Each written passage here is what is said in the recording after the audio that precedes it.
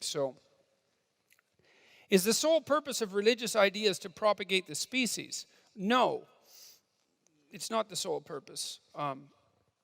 We discussed that a lot today.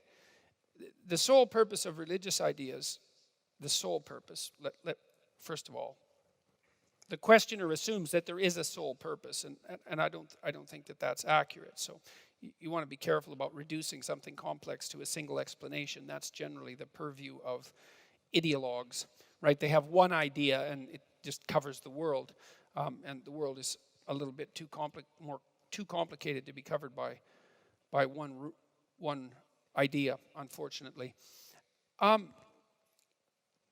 The purpose of religious ideas, as far as I can tell, is to remind us who we are. You know, we don't live that long, right? And we're really complicated. And it's not easy to learn how to be a person.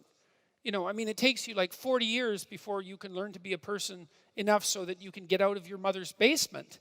So it's hard. That's half your life before. Well, maybe not 40, but certainly sometimes. It takes a long time to learn how to be a human being. And we're very, very complicated. We're way more complicated than we can understand. You know, and we've been watching each other for a long time, watching ourselves, telling stories about ourselves, trying to draw some wisdom from our self-observations, to teach to our children and to our grandchildren and so forth. And we've codified them in all sorts of strange ways in these memorable stories, fairy tales and myths and religious stories, all of those things.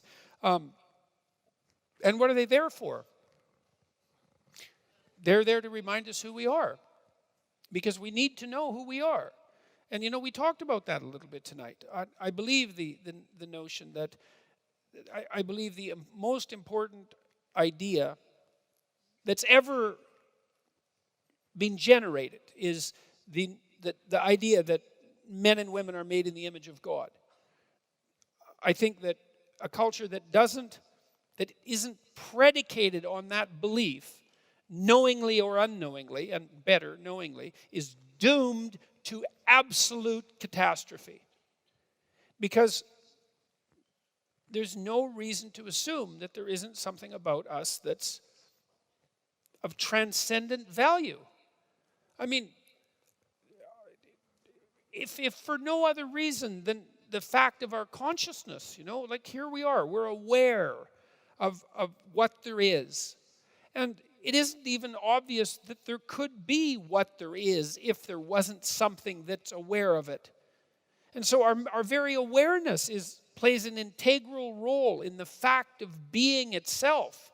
You know, and metaphysics aside, it's hard to see that anything could be more vital than that, more important than that. And then it isn't only that we apprehend reality, you know, and therefore give it shape merely by our perceptions.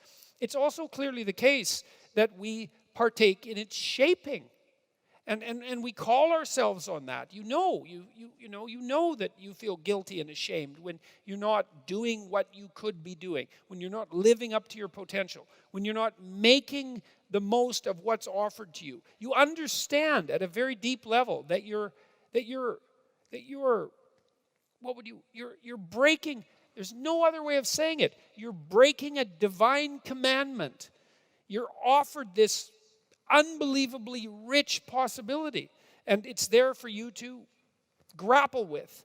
And you say, well, I don't believe in such things, that in the divinity of humanity, or in divinity itself, or in the divine for that matter. But you can't fool yourself with that kind of argumentation. It doesn't stop you from feeling guilty and ashamed and worthless and disappointed and frustrated and angry and vengeful at the fact that you're wasting your life and you're noticing it, and that you're making yourself much less than you could be, and that you're making things around you worse for everyone else. And like, perhaps there's a psychopath or two in the audience who just doesn't give a damn, and who is focused only on instantaneous gratification for their most primordial impulses this moment.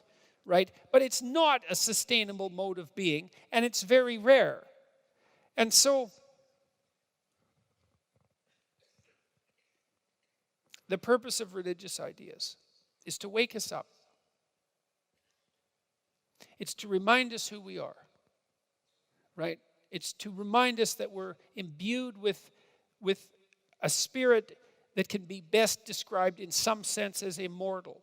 It's the spirit that allows all of us to be conscious, that we all participate in simultaneously, that gives rise to the world and shapes it. And then to alert us to the vital importance of the responsibility that goes along with that. Because I do believe that we shape the world. We move it towards heaven, or we move it towards hell.